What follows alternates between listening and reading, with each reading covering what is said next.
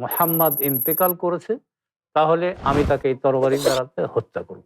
এবং তরবারিকে তিনি কোষ থেকে খুলে হাতে করে নিয়ে ঘোরাঘুরি কোষমুক্ত করতেছেন, করলেন। কোষমুক্ত করলেন। আনসাররা ভেটো দিল, বলে যে না, নেতৃত্ব আপনাদের মধ্য থেকে একজন থাকবে, আমাদের মধ্য থেকে একজন। আবু বকর রাদিয়াল্লাহু বিদ্রোহ বললেন যে দমন না, করা তাদের যায়। বিরুদ্ধে সশস্ত্র সংগ্রাম করব, সোজা করব, আমার ডান্ডা দিয়ে ঠান্ডা করতে হবে। নবীরা যেই জায়গাতে ইন্তেকাল করবে সেই জায়গাতেই তার সেখানে কবর। কবর দিতে হবে। রাসূলুল্লাহ সাল্লাল্লাহু আলাইহি ওয়াসাল্লামের ইন্তেকাল এবং আবু বকর রাদিয়াল্লাহু আনহু। আরেক দল মনে করলো যে রাসূল সাল্লাল্লাহু আলাইহি ওয়াসাল্লাম মারা গেছে, আর দরকার কি, আর তো ইসলামের, তারা তো বলগাহীন জীবন যাপন করত। যে রাসূলুল্লাহ সাল্লাল্লাহু আলাইহি ওয়াসাল্লামের মৃত্যুর পরে এই যে খলিফা কিভাবে নির্বাচন হলো? নিজেকে মনে করি যে আপনাদের চেয়েও তো আমি উত্তম না, তো আপনি যদি ইসলাম গ্রহণ করেন, মানে আপনি একটা বাইন্ডিংস এর মধ্যে চলে চলে এসেছেন, আসলেন। ঘরের মাঝে মধ্যে চলে এসেছে।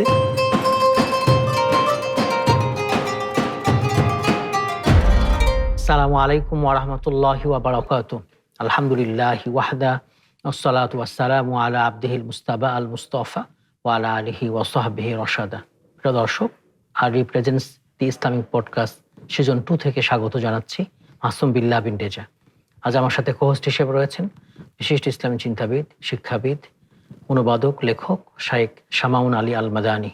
আসসালামু আলাইকুম ওয়া রাহমাতুল্লাহি ওয়া বারাকাতুহু। ওয়ালাইকুম আসসালাম ওয়া রাহমাতুল্লাহি ওয়া বারাকাতুহু। মোহতারাম, কেমন আছেন সব? আলহামদুলিল্লাহ, আপনি ভালো আছেন? আলহামদুলিল্লাহ, আমিও ভালো আছি।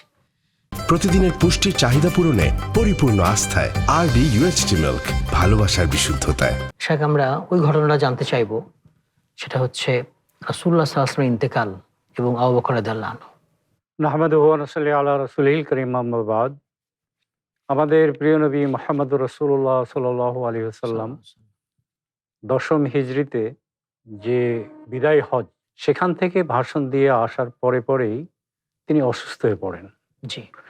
এবং এই অসুস্থতাটা প্রায় 3 মাস মতো কন্টিনিউ করে। এর মধ্যে কিছুদিন একটু ভালো থাকেন, আবার একটু অসুখ বাড়ে, একটু কমে। এইভাবে করতে 12ই রবিউল আউয়াল 11 হিজরি, এখানে রাসূলুল্লাহ সাল্লাল্লাহু সাল্লাল্লাহু আলাইহি ওয়াসাল্লাম ফজরের দিকে তিনি ইন্তিকাল করেন। এই খবরটা যখন চারিদিকে ছড়িয়ে পড়ে যে রাসূলুল্লাহ সাল্লাল্লাহু আলাইহি ওয়াসাল্লাম ইন্তিকাল সাল্লাল্লাহু করেছেন, মুসলমানরা এটা স্বাভাবিকভাবে মেনে নিতে পারেন নাই। তাদের মধ্যে কেউ মনে করেছেন যে রাসূল সাল্লাল্লাহু আলাইহি ওয়াসাল্লাম মরতে পারেন না। আবার কেউ মনে করেছেন, বিশেষ করে আবু বকর রাদিয়াল্লাহু তাআলা আনহু, তিনি যখন এই সংবাদটা শুনলেন, তিনি দ্রুত আসলেন। এসে আয়েশার ঘরে প্রবেশ করলেন। আমরা সবাই জানি যে মা আয়েশার কাছে তখন রাসূল সাল্লাল্লাহু আলাইহি ওয়াসাল্লাম থাকতেন। জি। তিনি চাদর উঠালেন, উঠে দেখে তিনি নিশ্চিত হলেন যে তিনি ইন্তেকাল ইন্তেকাল করেছেন। করেছেন।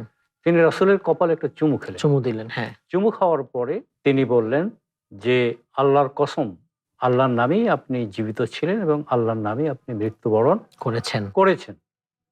এরপরে তিনি মসজিদে আসলেন, দেখতেছেন যে মুসলমানেরা হতবিহ্বল, কে কি করবে কেউ কিছু পাচ্ছে না। মনে হচ্ছে যারা যেন তারা বিক্ষিপ্তভাবে ছড়িয়ে কাতর। ছিটিয়ে আছে। বিশেষ করে হযরত উমর রাদিয়াল্লাহু তাআলা আনহু, তিনি কোনোভাবেই এটা মেনে নিতে পারতেছিলেন না যে রাসূল সাল্লাল্লাহু আলাইহি ওয়াসাল্লাম ইন্তেকাল করেছেন। তিনি বললেন যে আমাদের প্রিয় নবী মুহাম্মদুর রাসূলুল্লাহ সাল্লাল্লাহু আলাইহি ওয়াসাল্লাম তিনি ইন্তেকাল করেন নাই। ইতিপূর্বে মূসা নবী যেমন তুর পাহাড়ে গিয়েছিল 40 দিনের জন্য, সেখান থেকে তিনি যেমন ফিরে এসেছিলেন, তিনি আল্লাহর সাথে দেখা করতে গেছেন, তিনি আবার ফিরে আসবেন। আর কেউ যদি মনে করে বা একথা বলে জি। যে মুহাম্মদ ইন্তেকাল করেছে, তাহলে আমি তাকে এই তরবারির দ্বারাতে হত্যা করব। এবং তরবারিকে তিনি কোষ থেকে খুলে হাতে করে নিয়ে ঘোরাঘুরি কোষমুক্ত করতেছেন, করলেন। কোষমুক্ত করলেন। আবু বকর রাদিয়াল্লাহু তাআলা আনহু, তিনি অত্যন্ত বিচক্ষণ এবং জ্ঞানী, বুদ্ধিমান। রাসূলুল্লাহ সাল্লাল্লাহু আলাইহি ওয়াসাল্লাম তাকে সাল্লাল্লাহু দিয়ে আলাইহি কিন্তু ইমামতি গলা করাতেন তার অ্যাবসেন্টে, জি, অসুস্থ অবস্থায়। অসুস্থ অবস্থায়। তিনি যখন নিশ্চিত হয়েছেন, তখন তিনি কাউরির দিকে না তাকিয়ে তিনি বলতেন, প্রথম যে কথাটা বললেন, যারা মান কানা ইয়াবুদু মুহাম্মাদ ফা ইন্না মুহাম্মাদুন কাদ মাত, যারা মুহাম্মদের ইবাদত করত, তারা জেনে রাখো মুহাম্মদ ইন্তিকাল করেছে, মৃত্যুবরণ করেছে। আর ওয়াল্লাযী ইয়াবুদুল্লাহ, যারা আল্লাহর ইবাদত করত প্রকৃতপক্ষে, ফা ইন্নাল্লাহা হাইয়ুন লা ইয়ামুত, আল্লাহ হচ্ছেন চিরঞ্জীব, তিনি মৃত্যুবরণ করেন নাই। হযরত উমর এই কথাটা শোনার পরে তিনি তো দাঁড়িয়ে গেছেন। তারপরে আবু বকর রাদিয়াল্লাহু তাআলা আনহু সূরা আলে ইমরানের 144 নম্বর আয়াত পড়তেছেন সেটা কিন্তু সব সাহাবারাই জানে। ওমা মুহাম্মাদুন ওমা মুহাম্মাদুন ইল্লা ইল্লা রাসূল। রাসূল কাদ খালাত মিন ক্বাবলিহি রুসুল আফা ইন মাতা আও কুতিলা ইনকালাবতুম আলা আকাবিকুম। এই আয়াতের অর্থ হচ্ছে যে রাসূল মুহাম্মদ তো একজন রাসূল মাত্র। রাসূল মাত্র, এর পূর্বে অনেক রসুল এসেছে। চলে গেছেন, গত হয়ে হ্যাঁ, গেছেন। হাজার হাজার নবী পয়গম্বর এসেছে, রসুল এসেছে। সে যদি মারা যায়, ইন্তিকাল করে, তাহলে কি তোমরা তোমাদের পূর্ববর্তী অবস্থায় ফিরে যাবে? হযরত উমর পরে বলেছেন, এই আয়াতটা শোনার পরে তার হাত থেকে তরবারি সশব্দে পড়ে যায় এবং তিনি বলেন যে আমার মনে হচ্ছে যে এই আয়াতটি এইমাত্র নাজিল হলো। নাজিল হলো। কারণ তাদেরকে শোকে এত বিহ্বল হয়ে পড়েছিলেন যে তাদের কোনো সেন্স ছিল না, জি, তারা জি। এটা মেনেই নিতে পারতেছিলেন না। এইভাবে মুসলমানদের অবস্থাকে ট্যাকেল দিয়েছেন হযরত আবু বকর রাদিয়াল্লাহু আনহু। রাদিয়াল্লাহু তাআলা আনহু। এবং তিনি, ইতিহাস বলতেছে, তিনি যদি এই ভূমিকা না রাখতে পারতেন তাহলে মুসলমানদের অবস্থা যে কি হতো এটা আমরা কল্পনাও করতে পারি না। এই ঘটনা থেকে আমরা এই শিক্ষা নিতে পারি যে কোরআনকে আমরা যতই পড়ব, যতই অধ্যয়ন করব, মনে হবে যে কোরআনের আয়াতটা এখনই নাযিল হয়েছে। এখন নাজিল হচ্ছে। কারণ বিজ্ঞ আলেম এবং জানাশোনা যান্ত্রের লোকও বিস্মৃত হয়ে যায়। এই জন্য আমাদের কাছে অনেক সময় মনে হয়, আরে এ আয়াত তো আমি আগে জানতাম, কিন্তু আমার তো স্মরণ হয় নাই। স্মরণ হয়। এই জন্য কোরআনকে, কোরআনের সাথে আমাদের সম্পর্ককে আরো মজবুত করতে হবে, দৃঢ় করতে হবে।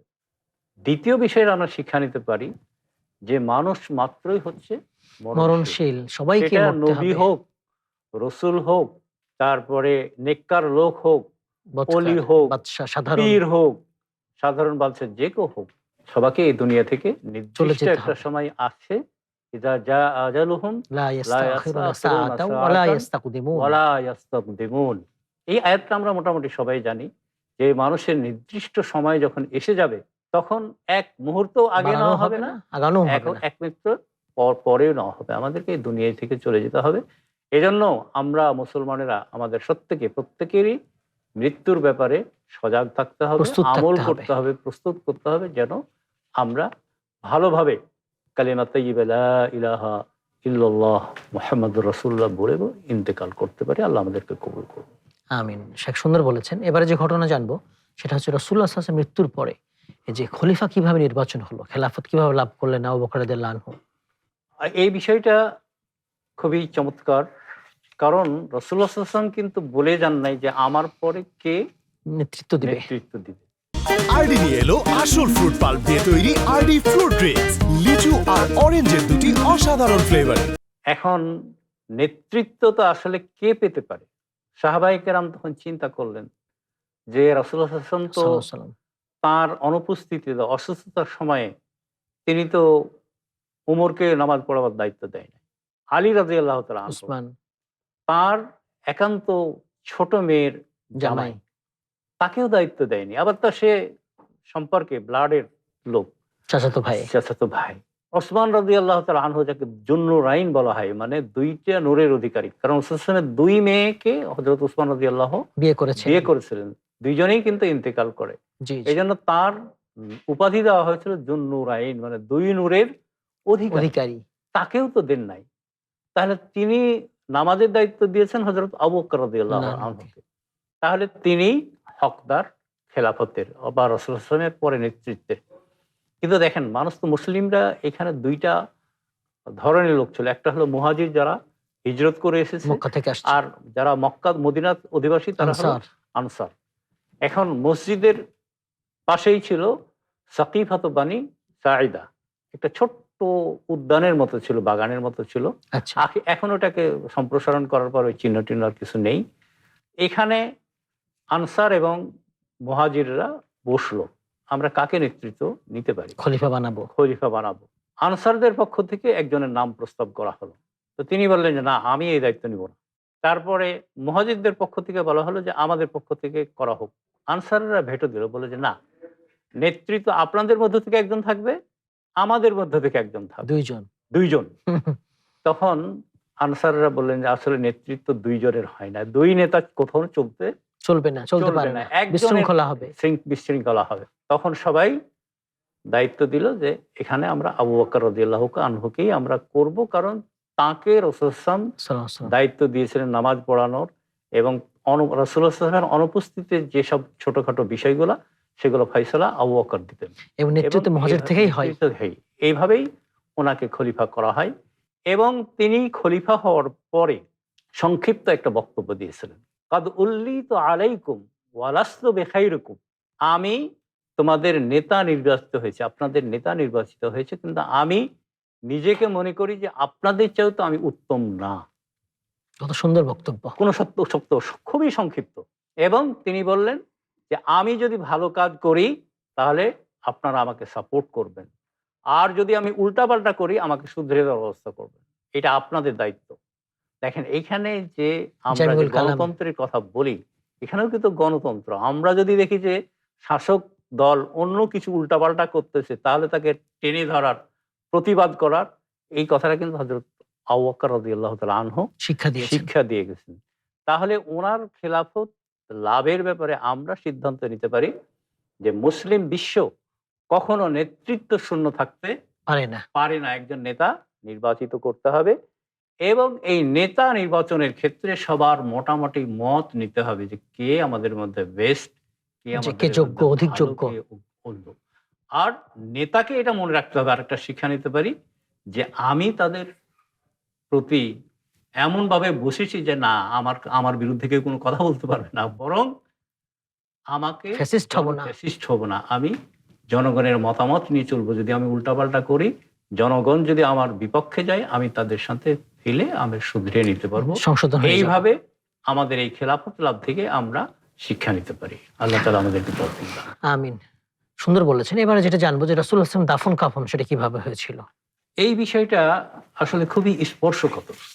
রাসূলুল্লাহ সাল্লাল্লাহু আলাইহি ওয়াসাল্লাম ইন্তেকাল করেন, আমরা ঐতিহাসিকভাবে জানি যে রাসূলুল্লাহ সাল্লাল্লাহু আলাইহি ওয়াসাল্লামের সাথে যখন তিনি বিদায়ী হজের অংশগ্রহণ করেন, সেখানে প্রায় 1,25,000-এর অধিক সাহাবী অংশগ্রহণ করেছেন। সেই সময় আপনার পুরো ইয়েমান থেকে শুরু করে নিয়ে এইদিকে সিরিয়ার এই প্রান্ত পর্যন্ত, তাবুক এই এলাকা থেকে, পুরো জাজিরাতুল আরব থেকে এসেছিল সাহাবীরা বিদায় হজে। এখন রাসূলুল্লাহ সাল্লাল্লাহু আলাইহি ওয়াসাল্লাম আবু বকর খেলাফত গ্রহণ করলেন। খেলাফত গ্রহণ করার পরে প্রথম তিনি দায়িত্ব শুরু করলেন রাসূলুল্লাহ সাল্লাল্লাহু আলাইহি ওয়াসাল্লামের দাফন কাফন করা। সাহাবীদেরকে নিয়ে বসলেন কিভাবে রাসূলের দাফন করা যায়। সাহাবে কেরাম বললেন, মদিনাতে কিন্তু 2 জন লোক কবর খুঁড়তো সে সময়, একজন সোজা কবর খুঁড়ে আর একজন সাইড কবর খুঁড়ে। বলা হলো যে 2 জনকে খবর, 2 জন কিন্তু 2 এলাকায় থাকতো, আচ্ছা খবর দাও যে এসে তারা কবর খুঁড়বে। তখন সিদ্ধান্ত নিলেন আবু বকর রাদিয়াল্লাহু তাআলা আনহু, যে আগে আসবে, যে সোজা সাপটা করে, সে যদি আগে আসে তাহলে সোজা সাপটা করবে, আর যদি ও আসে সাইড, যেটাকে বুগলি কবর বলে আমাদের আঞ্চলিক ভাষায়, হ্যাঁ, তো এই করবে। আল্লাহর হুকুমে কি ওই যে সাইড কবর খুঁড়ে উনি আসলেন, এইভাবে করা হলো। এখন রাসূলুল্লাহ সাল্লাল্লাহু আলাইহি ওয়াসাল্লামের জানাজাটা কিভাবে হবে? তিনি সোমবারে মারা গেছেন। তিনি কিন্তু সোমবারে মারা গেছেন। তখন সিদ্ধান্ত নেওয়া হলো যে যেহেতু 1,25,000 রাসূলুল্লাহ সাল্লাল্লাহু আলাইহি ওয়াসাল্লামের সাহাবী, এছাড়াও তো আরো আছে অনেকে যারা রাসূলুল্লাহ সাল্লাল্লাহু আলাইহি ওয়াসাল্লামকে দেখে নাই কিন্তু ঈমান এনেছে, এজন্য নামাজের ব্যবস্থাটা উন্মুক্ত রাখা হোক, এবং এখানে জানাজার সালাতটা একটা যেহেতু ছোট্ট উঠান, 15 থেকে 20 জন বা 25 জন বা ম্যাক্সিমাম 30 জন দাঁড়াতে পারবে এরকম জায়গা আয়েশার ঘরের পাশে, তখন বলা হলো যে এই 15-20 জন আসলে তারা নামাজ পড়ে নেবে, এবং এইভাবে চলতে থাকবে। এবং আমরা সবাই জানি যে নবী রাসূলদের লাশ কিন্তু পচে না, একদম কিয়ামত পর্যন্ত আল্লাহ সংরক্ষণ করবেন। তখন সিদ্ধান্ত হলো যত লোক আসবে আমরা 3 দিন পর্যন্ত অপেক্ষা করব, সব এসে সাহাবায়ে কেরামেরা এবং সাধারণ লোকরা জানাজার নামাজ দোয়া করবে, তার জন্য দোয়া করবে। এইভাবে 1 দিন 2 দিন 3 দিন পর্যন্ত, বুধবার পর্যন্ত চলতে থাকলো। এখানে একটা বিষয় যে কোন লোক, মানে একটা গোষ্ঠী আছে যারা বলে থাকে যে রাসূলুল্লাহ সাল্লাল্লাহু আলাইহি ওয়াসাল্লামের জানাজা ওরা দাফন করতে 3 দিন সময় নিয়েছে, নেতৃত্ব নিয়ে গোলমাল করতেছে। প্রতিদিনের পুষ্টির চাহিদা পূরণে পরিপূর্ণ আস্থায় আরডি UHT মিল্ক, ভালোবাসার বিশুদ্ধতায়। এর সমাধানের জন্য এটা কিন্তু ভুল কথা। ঐতিহাসিকভাবে যে আবু বকর রাদিয়াল্লাহু তাআলা আনহু রাসূলুল্লাহ সাল্লাল্লাহু আলাইহি ওয়াসাল্লামের তিরোধানের পরেই সকালবেলায় হয়েছে, দুপুরেই তিনি খলিফা নির্বাচিত হয়ে গেছেন। হয়েছেন। এবং তিনি বক্তৃতা দেওয়ার পরে বলেছেন যে নামাজের সময় হয়ে গেছে, আপনারা কাতারে দাঁড়িয়ে যান জোহরের। তো এখান থেকে এটা জানা যায় যে এটা তারা স্বার্থান্বেষী, তারা আমাদের মধ্যে বিভ্রান্তি ছড়াবার জন্য এই কথা বলে থাকে। এইভাবে 3 দিন 3 রাত মোটামুটি প্রায় বুধবার পর্যন্ত দেখা গেল যে আর কোনো লোক আসতেছে না। সব সাহাবায়ে কেরাম দোয়া করে ফেলেছেন, জানাজা পড়ে ফেলেছে। তারপর রাসূলুল্লাহ সাল্লাল্লাহু আলাইহি ওয়াসাল্লামকে দাফন করা হয় এবং রাসূলুল্লাহ সাল্লাল্লাহু আলাইহি ওয়াসাল্লাম এখানে আয়েশা রাদিয়াল্লাহু তাআলা আনহা বলেন এবং আরেকজন সাহাবী তারা বলেন যে রাসূলুল্লাহ সাল্লাল্লাহু আলাইহি ওয়াসাল্লাম বলেছেন যে নবীরা যেই জায়গাতে ইন্তেকাল করবে সেই জায়গাতেই তার সেখানে কবর দিতে হবে। হ্যাঁ, তো তিনি আয়েশা রাদিয়াল্লাহু তাআলা আনহার ঘরে ইন্তেকাল করেছিলেন এবং এজন্যই আয়েশা রাদিয়াল্লাহু আনহার ঘরে তার কবর দেওয়া হয়, যেটা এখন মসজিদে নববীর ভিতরে পড়ে গেছে, সেটাকে প্রোটেকশন দিয়ে রাখা হয়েছে, ঘিরে রাখা হয়েছে। তো এইভাবে রাসূলুল্লাহ সাল্লাল্লাহু আলাইহি ওয়াসাল্লামের দাফন কাফনের ব্যবস্থাটা করেন হযরত আবু বকর রাদিয়াল্লাহু আনহু। এবং এই ব্যাপারে সমস্ত সাহাবায়ে কেরাম এবং মুসলিম উম্মাহ অত্যন্ত আনন্দিত হয়েছিল যে আমরা সবাই জানাজা পড়তে পেরেছি। এই যে ধরেন আমাদের দেশে কয়েকদিন আগে জানাজা হয়ে গেল, অনেক লোক জানাজাই পড়তে পারেনি, অথচ কত এলাকা নিয়ে যায় আমার জানাজা হয়েছে। এই জন্য এই সিস্টেমটা করা হয়েছিল যে রাসূলুল্লাহ সাল্লাল্লাহু আলাইহি ওয়াসাল্লামের জন্য ইমাম নির্দিষ্ট নাই, যারাই আসবে, কারণ সাহাবীরা সবাই তো নামাজ কালাম জানে, তারা এসে একটা গ্রুপ 12 জন 25 জন এইভাবে তারা জানবে। এইভাবে 3 দিন পর্যন্ত করা হয় এবং রাসূলুল্লাহ সাল্লাল্লাহু আলাইহি ওয়াসাল্লামকে আয়েশার ঘরে দাফন করা হয়। এখান থেকে আমরা শিখতে পারি এবং রাসূলুল্লাহ সাল্লাল্লাহু আলাইহি ওয়াসাল্লামের হাদিস থেকে এসেছে যে কোনো মুসলিম মারা গেলে তাকে সালাতুল জানাজা ছাড়া দাফন করা যাবে না, এবং সেটা সে যদি পাপীও হয় তবুও তার জানাজা পড়তে হবে। এটা দ্বিতীয় বিষয়টা হলো জানাজার ক্ষেত্রে এখান থেকে কিন্তু এই মাসালাটা আসে যে একাধিকবার জানাজা পড়া যাবে। আমাদের দেশে কিছু ফতোয়া আছে যে একবার জানাজা পড়লে আর জানাজা পড়া যাবে না, সঠিক না। এই বিষয়গুলো আমাদেরকে জানতে হবে। আমরা যদি ইতিহাস আর জানি এবং এগুলো দেখতেই, তাহলে পরে অনেক বিষয় আমাদের ক্লিয়ার হবে। আবার খুব বেশিও জানাজা পড়া যাবে না, অনেক জানাজা এরকম না, ভিন্ন ছিল না, অন্তত একটা বা দুইটা বা তিনটা চারটা সাধারণত হয়ে থাকে। নিজ এলাকায় একটা, ঢাকায় একটা। আমাদের ঢাকাতে একজন ইন্তেকাল করলো, আল্লাহ না করুন আপনি বা আমি যাই, তাহলে আমার এলাকায় যদি আমাকে নিয়ে যায়, তাহলে আমার আত্মীয় স্বজন কি জানাজা পড়বে না? ওখানে একটা পড়বে, এখানে যারা আছেন বন্ধু বান্ধব যারা আছেন, যেখানে আমি দীর্ঘদিন কাজ করেছি, আমার বন্ধু বান্ধবেরা তারাও তো হতে পারে, আমার মহল্লায় তারা হতে পারে। এই বিষয়গুলো আমাদেরকে খেয়াল রাখতে হবে। প্রশস্ততা আছে, হ্যাঁ, প্রশস্ততা রয়েছে। আল্লাহ তাআলা আমাদেরকে ইসলামের ইতিহাস থেকে বুঝে তারপর আমল করার তৌফিক দান করুন। আমিন। এবারে যে বিষয়টা জানবো সেটা হচ্ছে এই যে অনেক বিদ্রোহ হয়েছিল আবু বকর রাদিয়াল্লাহু আনহু খলিফা হওয়ার পরে, তিনি কিভাবে বিদ্রোহ দমন করেছিলেন, কি পদক্ষেপ গ্রহণ করেছিলেন বিদ্রোহ দমনে? হযরত আবু বকর রাদিয়াল্লাহু তাআলা আনহু খেলাফত গ্রহণ করার সাথে সাথে মুসলিমদের মধ্যে ধর্ম ত্যাগ করার, ইসলামের কোনো বিষয়কে অস্বীকার করার একটা প্রবণতা সৃষ্টি হয়। একদল লোক মনে করে যে রাসূলুল্লাহ সাল্লাল্লাহু আলাইহি ওয়াসাল্লামের সময়ে যাকাতটা ফরজ ছিল, এখন নাই। আর তাছাড়া যাকাতের জন্য টাকা দিতে গেলে তো আমার টাকা কমে যাচ্ছে, আমরা যাকাত দিব না।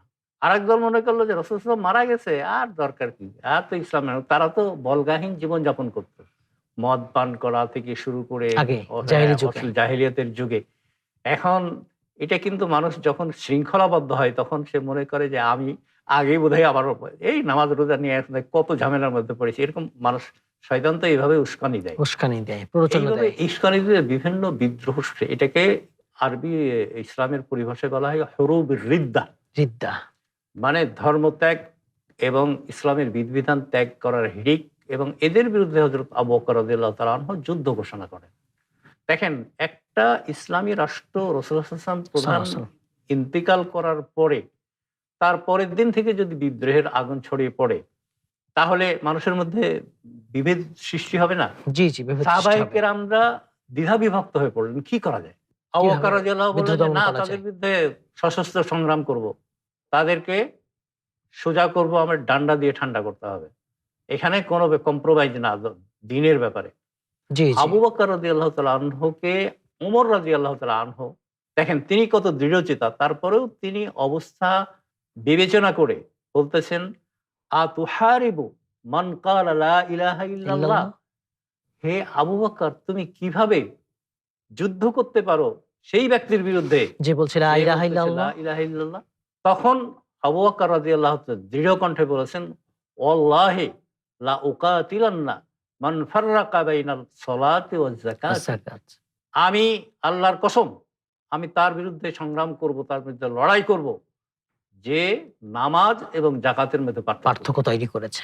তখন ওমর রাদিয়াল্লাহু তাআলা আনহু বললেন, ফর আইতুল হাক্কা মা আবি বকর, আমি দেখলাম যে সত্য রয়েছে আবু বকরের সাথে। তারপরে সমস্ত সাহাবায়ে কেরাম একমত হয়ে এই বিদ্রোহীদের বিরুদ্ধে সশস্ত্র সংগ্রাম করলেন এবং ইসলামকে হেফাজত করেছে। সেই সময়ে যদি হযরত আবু বকর রাদিয়াল্লাহু তাআলা আনহুর এই দৃঢ়চিতা সিদ্ধান্ত এবং ভূমিকা না থাকতো, তাহলে আজকে আমরা ইসলামকে পেতাম কিনা সন্দেহ আছে। ঐতিহাসিকরা এইভাবেই লিখেছেন যে এই ক্রান্তিকালে আবু বকর রাদিয়াল্লাহু তাআলা আনহুর দৃঢ়চিতা মুসলিম উম্মাহকে একটা বিপর্যয় থেকে বাঁচিয়ে দিয়েছে, রক্ষা। আল্লাহ তো ফয়সালা করবেন, জি জি, কিন্তু মানুষের মাধ্যমে করবেন। এই সেখান থেকে শিখতে পারি আমরা যে দ্বীনের ব্যাপারে কোনো কম্প্রোমাইজ না, ছাড় নেই।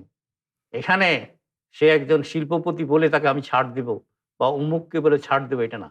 এবং এখানে প্রয়োজন হলে ইসলাম গ্রহণ করে ইসলামের সুমহান আদর্শ পাওয়ার পরে কারো এটা অধিকার নাই যে ইসলামকে পরিত্যাগ করে। জি, অধিকার নেই, এই অধিকার নেই। আপনি গ্রহণ করবে না সেটা আগে কথা, ভিন্ন কথা। কিন্তু আপনি যদি ইসলাম গ্রহণ করেন, পরিচয় দেন, তারপরে আপনি এরকম করতে পারবেন না। আপনি একটা বাইন্ডিংস এর মধ্যে চলে আসলেন, মধ্যে চলে এসেছে। এই শিক্ষা আমরা এখান থেকে নিতে পারি এবং হকের পক্ষে জীবন উৎসর্গ করে জিহাদ করাটা একজন মুসলমানের অবিচল থাকতে হবে। আল্লাহ তাআলা আমাদেরকে এই ঘটনা থেকে এইগুলো শিক্ষা নেওয়ার তৌফিক দান করুন। আমিন। মুহতারাম, জাযাকাল্লাহ খাইর, আমাদের অনেক সময় দিয়েছেন, সুন্দর আলোচনা করেছেন। হায়াকুমুল্লাহ ওয়া বাইয়াকুম। ওয়া ইয়াকুম। দর্শক, আপনারা এতক্ষণ দেখছিলেন আরডি প্রেজেন্টস দি ইসলামিক পডকাস্ট সিজন 2। আজ আমরা আবু বকর রাদিয়াল্লাহু আনহুর জীবন থেকে কয়েকটি ঘটনা শুনেছি, তার শিক্ষাগুলো শুনেছি। এই শিক্ষাগুলো আমাদের জীবনে আমরা বাস্তবায়ন করব। আল্লাহ তাআলা তৌফিক দান করুন। আমিন। আসসালামু আলাইকুম ওয়া রাহমাতুল্লাহি ওয়া বারাকাতুহু।